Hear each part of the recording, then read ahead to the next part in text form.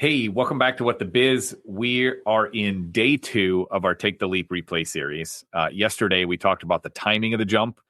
This week, we're going back to the very first conversation we ever recorded to answer that big question, why? Oh, the why. Why trade a steady 9 to 5 for the hard knocks of building a dream from scratch? For me, it was about helping companies reach their true financial potential without the burnout. And for Dan, it was about diving into the early days of Web 2.0 and scaling systems that actually work. Yeah, so in our debut episode, you're going to hear our raw origin stories. We talk about the transition from working in radio to building a marketing engine, and Brigitte shares some incredible early insights on focus time and productivity that are just as relevant today as they were then. We also touch on the importance of building a client retention and renewal process right from the start. You'll hear us as we were just starting this podcast journey, but the true passion for helping others build the same and avoid the mistakes that we made is exactly what fuels us 100+ episodes later. And it's really crazy to say that. It really is. And it definitely does still fuel us. So if you've ever felt like you're building someone else's dream instead of your own, take this as your wake-up call. So let's head all the way back to episode 1 of What the Biz. Welcome to What the Biz, where we talk about building successful businesses, balancing life, and all the WTB in between. With your hosts, me, Richard Pyatt. I'm Brigitte Vector. And I'm Dan Prochko. Greetings, folks. What's going on? Oh, another week in the salt mines. How about you? Salt mines. Whoa, Richard, is it I'm really deep in that the bad? trenches, Salt mines? This is expression, just working away. Gotcha, Working away. gotcha. Actually, the first part of the week, I had no outside appointments. And so it was actually nice to just, be home, working on my schedule, doing what needed to be done, and moving along. Oh, yeah. And then yesterday was the opposite. I had one thing after another and went to a new for me kind of event where entrepreneurs support each other. I've been getting involved in a couple of those, which are really nice to have that kind of support, kind of like this, right? Opportunities to talk with one another. I kind of want to crack like an AA joke or something like that about entrepreneurs helping each other. I mean, but seriously, is that who's that through? This one was one called 1 Million Cups. I'm sure folks listening to this are aware of it. Some of you anyway, because it's a national group, but they have been working hard to establish local chapters, I suppose you'd call them. And folks go and make their pitch in front of a group of entrepreneurs and then have that pitch evaluated, and not necessarily, you said a lot, or, stuff like that, although that could be part of it. It also is an opportunity for entrepreneurs to make their pitch and then hear what some of the questions they get back are and help them hone their pitch, if that makes sense. So it was the first time I'd ever gone to one, and I listened to a couple of folks present. One person was polished in their presentation. He's been at it for a while. The other person just started their business a month ago, and you could see a bit of the difference. There was some polishing that needed to happen, but I think she got some really good feedback because people were asking her questions that had her, hopping. The individual is polished. We talk about Rob Peterson. He was there regarding Dover Birch. Rob did his, and Rob's been in business a little while, and he's just been not necessarily in his own business, but he's been in business in one way or another for a long time. So he's pretty polished with his presentation. He's got his the new agency, Dover Birch, and I know he's working, closely with entrepreneurs as well. So that's awesome to see that he's out there getting that out. But 1 Million Cups, been invited quite a few times.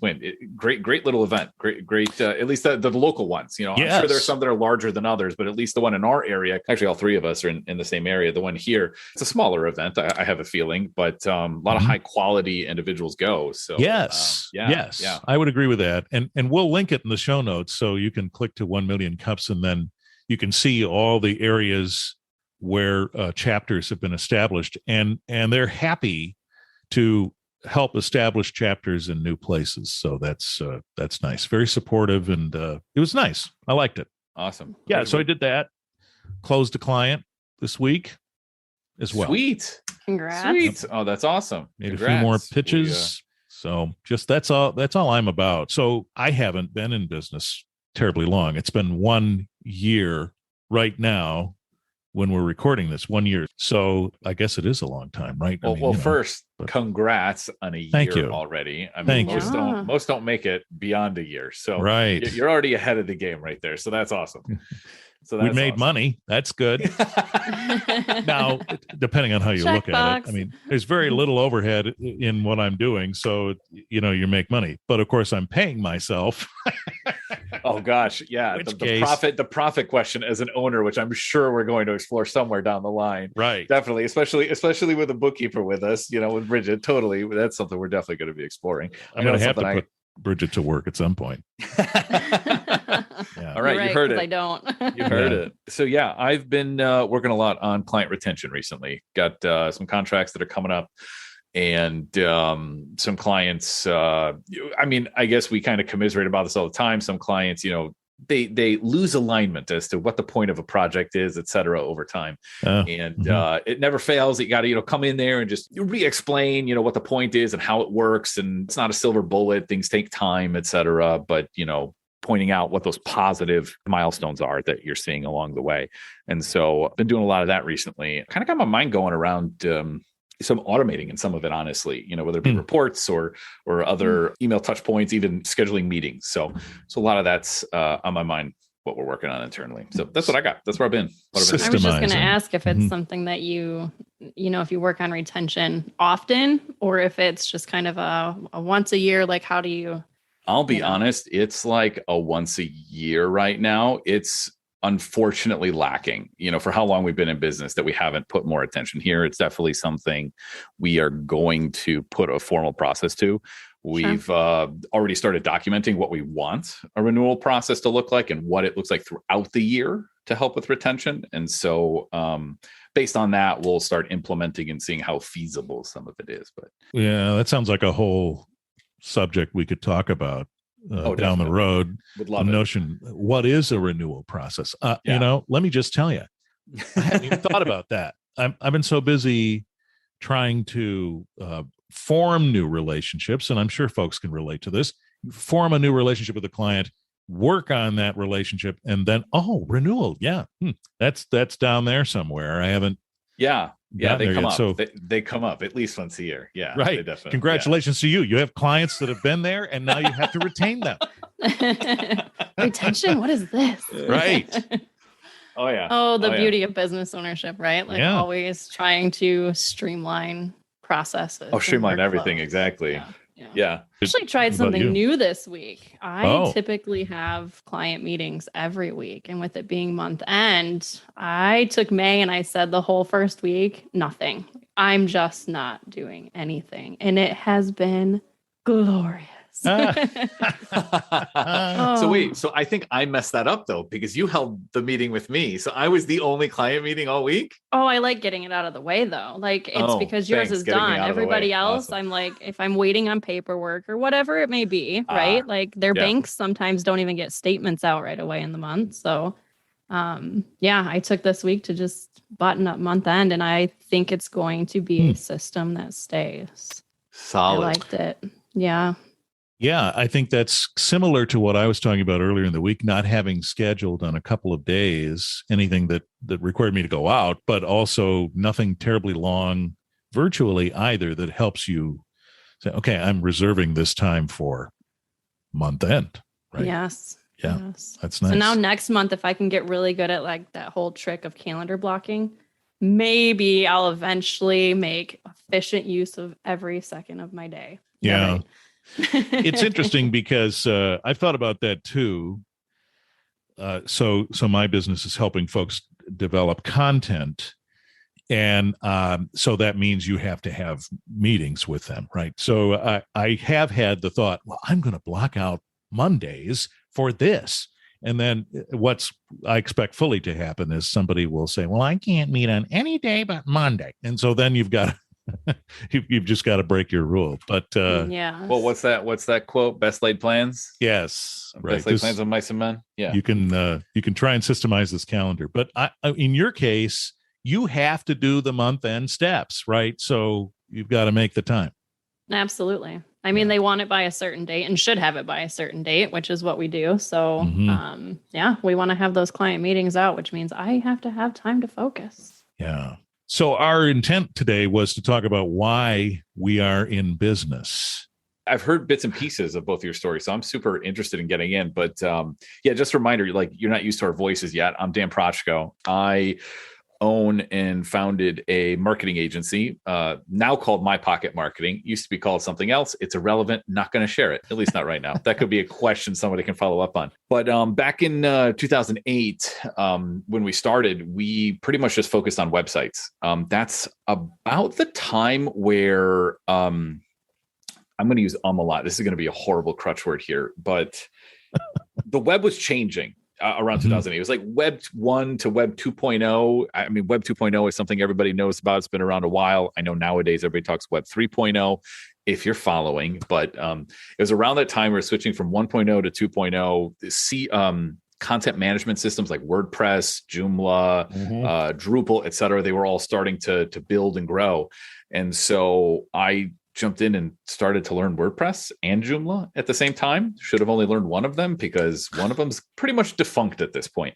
Started doing websites for clients, mostly small businesses, because they didn't have budgets. And at that time, websites were really expensive to make. There was a lot of custom coding, even in WordPress.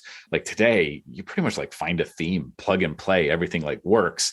For the most part, there's still tweaking and other things to make them work well. But, there was no need for them to be that expensive is what I thought. And so we jumped in and started offering quality work, lower cost, which any management consultant is going to tell you, why did you do that? But we did. And as we were building, we'd always talk with clients like, hey, how is this going to work with your marketing? As an agency nowadays in strategy, it's not where we started, but we always had that in mind because I was always a marketer or a marketing director wherever I worked. And we'd always get blank stares, like it's the field of dreams. What do you mean? How are we going to use it? If we build it, don't people just show up? It's just like, yeah, you put a storefront out there. Do people just walk in? Only because they saw the sign that you existed, AKA, they got to see your website, and just putting it up doesn't mean people see it. So it was this, right. Yeah. Oh my God, wait, I have to promote stuff. So we pretty quickly, after about a year, maybe even less than that, pivoted into some marketing strategy of like, okay, you want a website, why? Okay, how are you going to accomplish that? And then walk through all those steps with the client and then help them actually execute all that. The best part is we were no longer working for pennies, actually, which was great. Because once you get in that strategy realm, it's just like, oh, there's all this other stuff and you're adding so much more value. But that's where we started. 2008 websites, made that pivot into strategy. Websites still a big deal today, but I mean, we'll help with everything from overarching brand strategy. We'll even work on how does that partner with sales. You want to do your email marketing, ads, XYZ. We're a full service agency. And since then, we've had clients, across the entire United States, Canada, and even clients across in Europe. So we're an international agency now after 14 years. So very nice. Yeah. Awesome. Yeah. But it all started just wanting to help businesses, help others succeed. That's really the thing. If, that's interesting. Why. And you probably touched on 17 things that we'll zero in on as we go along. But one of the things that stood out to me that you said had to do with how you pivoted. You recognized the opportunity to expand your focus and then undertook that plan. And I think business owners all end up doing that at some point, right? Do we keep the current Coke, or do we get the new Coke, or do we do both? Remember that? Doesn't always work, right? Crystal clear Pepsi or regular Pepsi, or what are we going to do? Yeah. New Coke too. Yeah, it's crazy. You think you're doing what the client wants, and you really quickly understand what they actually need. Mm-hmm. And then there's the hard work of actually bridging that gap between what they think they want versus what they need. And actually, I think there's books about that called Bridging the Gap, but other things. But Oh, definitely something we'll definitely explore in the future. But that's kind of the story. That is the story of why we started the business. We wanted to help companies have better online presence, and that turned into just better businesses overall now. Mm-hmm. It's amazing what we talk about with clients, everything from customer service to even employee retention. I mean, we've done marketing campaigns to help recruit new team members. And then once they're on board, do, onboarding drips that make them feel part of the team, and other elements, those things that we touch upon within the brand that help keep that brand consistent throughout, throughout all aspects of the business. So we've even helped beyond just the marketing and new clients or sales. So yeah, a lot of fun. Yeah, cool. So Brigitte, would you like to go next? Sure. Oh gosh, I don't even know where to start. So growing up, I knew I would end in like a financial world of some sort. Numbers have always been just kind of my thing. After graduation from college, I just kind of hopped right into grant accounting. I was there and actually still am there. I was there for over 12 years before I hopped into the business. And, I met a lot of small business owners and just kind of realized the potential that they weren't reaching just because they didn't have the support on the financial side, which was truly amazing to me. Right. And just kind of as I was going, I realized it's because they couldn't afford some of the options out there. It got really expensive to get the financial support. So, I spent that time in grant accounting. I had the flexibility to just kind of work from anywhere at any time. I also knew that I never wanted to go back to a 9-to-5. So when I realized, I could kind of combine the things with my passion and things that fueled my passion, which is numbers and helping people, and just saw the need of the small business owners. That's kind of how the company was born. So I actually took the first step, took that leap in March of 2020 with getting, the business registered and the EIN, and then, oh, hey, let's have a pandemic. You started a business. Let's have a pandemic. Yeah, let's shut things down. Right. Nothing will cause a heart attack faster. Oh my gosh. And I guess I'm blessed because I hadn't stepped away from my full-time role when I kind of, started dipping the toes in the water of business ownership. So the pandemic didn't, it could have went really bad if I would have been already taken the full leap. So yeah, I know, Brigitte, you and I, we've had quite a few conversations about small business, bookkeeping, et cetera. But when you were back thinking about starting, you said something like that didn't have the books where they should have been because costs were too high. Like why are they so high? Like what's going on what's going on there? Well, unfortunately, the first place that business owners turn to are your big accounting firms or CPA firms. And you're going to be paying those dollars that they charge. Right. So unfortunately, that's kind of it. It depends on the firm. Some don't even love doing bookkeeping. So I partly wonder if they charge that much because it isn't a passion of theirs. They would rather, have the clean books to do tax returns. Some love it, and they do, that is kind of not, they don't charge as much, but that was one of the areas that I saw. And on top of that, there's unfortunately a lot of people that claim to be good bookkeepers out there, and businesses get burned. So then they don't trust hiring somebody else to do that for them. Oh boy. And the other misconception that costs them a lot of money is they think they need somebody sitting in a seat in their office to do their bookkeeping. They don't need an employee like that. Yeah.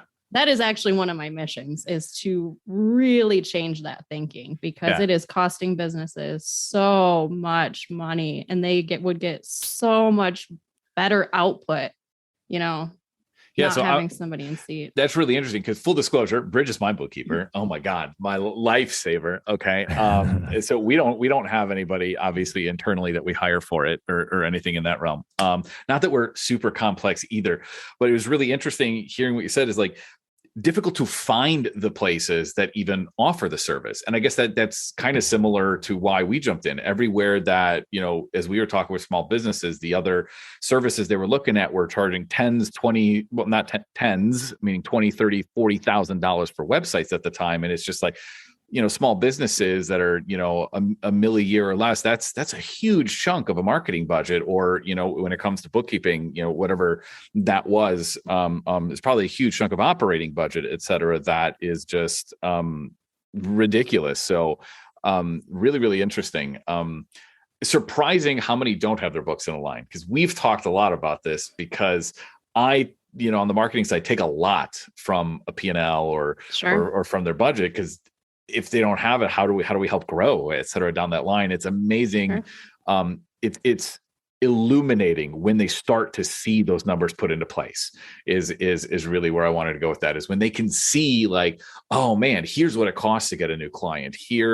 Now I understand why I'm spending so much per month or year, because these are the costs and the different elements that add together to make that, help them drive a better business. So I tip my hat that you wrangle all that together. The amount of story, like business story, that comes out of a financial report is amazing. Like it tells a lot about a business. And unfortunately, most small business owners, as you know, and I know, and Richard knows, you don't have a lot of capital necessarily up front. And so you try to manage certain things and wear all of the hats yourself. And I think too often business owners try to keep that financial accounting hat on because they don't think they can afford somebody.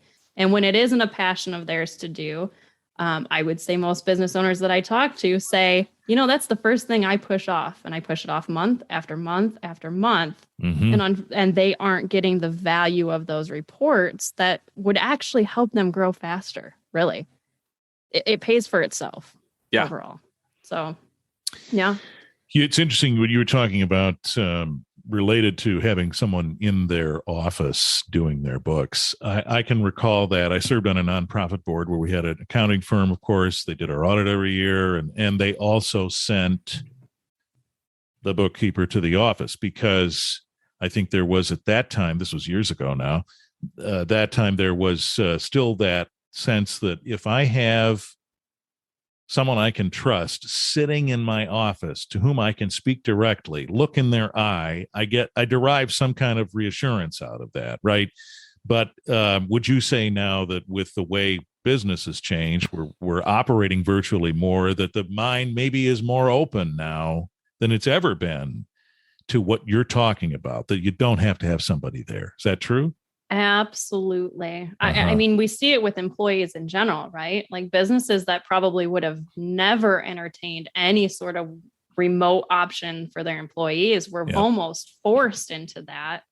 And it opened their eyes that, oh, this could work. It is a possibility. So I would say when I started my business and the pandemic hit, I'm going, oh, this isn't great. But I think it actually helped because it sells that point that they don't need somebody in-house. Mm-hmm. And unfortunately, also with the market right now and, people trying to find employees, they also aren't getting all that many applications for people to be sitting in a seat. So, yeah. Well, if I've heard something consistent from both of you answering the question, why are we in business? Both of you saw a need that you could help fulfill, right? Yep. Fair to say? I would say so. Yeah. I think most businesses kind of start on that same foot. You have a need of some sort that's been identified mixed with a passion, and normally a passion to help in some regard. Mm-hmm. Business is born. Yeah, I can relate to that too. I guess it's my turn, right? Why are we in business? So I did see an opportunity combined with a passion as well. And I'll tell that story. My name is Richard, by the way. My background has been in radio broadcasting, but let me tell you something about radio. I loved it so much that when I was young, like, 10 or younger, I knew this was something I wanted to do.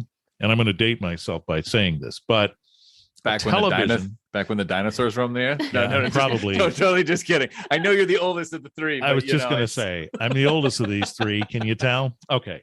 So when I was a kid, Phil Donahue was on the television. Oh yeah. Do you guys even know who Phil Donahue is? Oh yeah. He's still kicking at the time of this recording, and he's close to 90. I'll choose not to answer that question. Choose not to answer. So Phil Donahue is the guy who paved the way for Oprah, Maury Povich, Jerry Springer. I mean, except Donahue was an interviewer, a very versatile interviewer guy. So he could do an interview about, I don't know, I'm trying to think of a serious subject, abortion, or he could interview the stars of the latest blockbuster movie. And he had a studio audience, and he'd run around with a microphone, and they would ask questions too. And he would formulate these thoughtful questions. They were very unbiased, I thought. They were well thought, at least. And I thought, I want to be like that guy. I want to interview like that guy. So Phil Donahue, thank you. That made me want to be in broadcasting. However, broadcasting is a lot of things that a normal 9 to 5 is not. It's odd hours.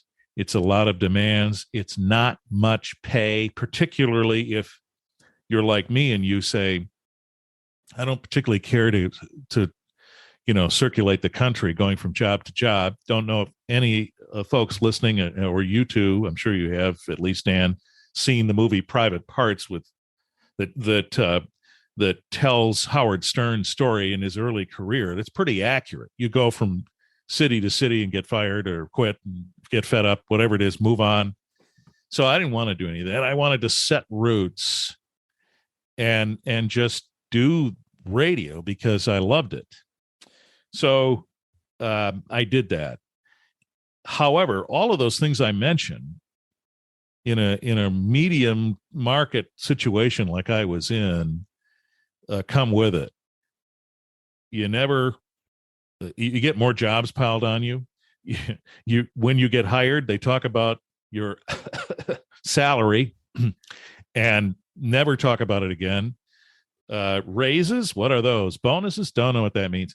So you have all those components. And for me, I know a lot of great people who work in radio still, and none of that bothers them because they're doing what they love. And I envy that. Pyatt here had a need for more than that. And so I've left radio several times in search of this perfect mix of that passion and getting what I deserve. And I don't mind telling you, I'm the oldest of these three. I'm 50 years old, and I think I found it. But it took this long to figure that out. So that's what happened to me. I had been in radio, been out of it. Been in radio, been out of it. So I left the industry by this time, understanding that I felt my skills could be applied in other industries, which they were. Another 3 years goes by. I'm deep into a new career, which was paying quite well, but wasn't firing the passion. Pandemic comes. So here we are talking about that again. Same time you're starting, Brigitte. March 2020. I get off an airplane. March 16, 2020. Know that because it's my mother's birthday. And I'm walking through the Detroit airport that is almost desolate because, as you recall, March 2020 was when things were just starting to shut down. People were getting serious. Black and white. Yes. Black and white. Finally, there was a notion that we had something serious we had to respond to. And so I was traveling every 4 to 6 weeks on some business trip, and there were a lot of things to juggle. And when the pandemic came and everything stopped and we suddenly had more time, I thought, what am I doing? Just like everybody else, a lot of people said, I'm having a pandemic-induced epiphany. And right. I did that. So I started doing a podcast for fun. Some friends of mine kept saying, you should do a podcast. I got a job. I don't know. That sounds like work. But I found out it wasn't hard. And here's Zoom. Virtual recording is easy to do. It sounds all right. We can do this. So then I did. And then the wheels start turning. How do I make a business out of this? So that was a long story. Probably going to have to edit that. But the point is, why are we in business? I'm in business because I think I finally found the combination of the passion of radio with the opportunity to provide me with what I deserve. And so I did it. And so Live My Communications was born. And the notion behind that is we help businesses, organizations, even individuals share their story through purposeful podcast content. Well, I am hoping that you see all the success that you do deserve, because thank you. We haven't said it yet, but Richard and I used to work together in radio. That's how we met, actually, more than 10 years ago. And everything he said is true about radio. If you want to make it, you got to move to a whole other market. You cannot plant roots or stick around wherever you're at. And as soon as somebody's let go, and you're around, you tend to gain new responsibilities without pay. So I remember us sharing lots of stories around there, but I love what you're working on right now. And I know there's so many businesses that could use that, tell their story better. So really excited to see the work that's going to come out. Thank you. Yeah, it is. And we're going to talk more about this in the coming episodes. How did we know, right? That it was time, that we should do it, that it was right. But one of the things I'll say about that, just ahead of all of those discussions, is I realized that as I shared the idea, people would respond with the eyebrows would go up and the eyes would get wider. And they'd say, oh. So that's how you kind of get a notion for, maybe I got something here. Isn't that like exciting? Like when you share what you're doing and like eyes is just like, I want some of that. I need some of that. My first client, that's exactly how that happened. My first client said the concept was explained in 2 sentences, and she said, I want that. And what does that do for you, the guy with the idea, or the gal? Holy crap. Maybe maybe I'm not just whistling Dixie here, as they say. I'm gonna go back real quick, because you two touched on this. You both started your businesses like just before the lockdown, and while my business had started back in 2008, it was always a part-time thing until October of 2019. That's when made the leap full-time into it, and just 6 months later the lockdown hits. So all three of us, huge turmoil as we're all getting into that full-time or new. That's crazy. We are gonna have a thank you, pandemic.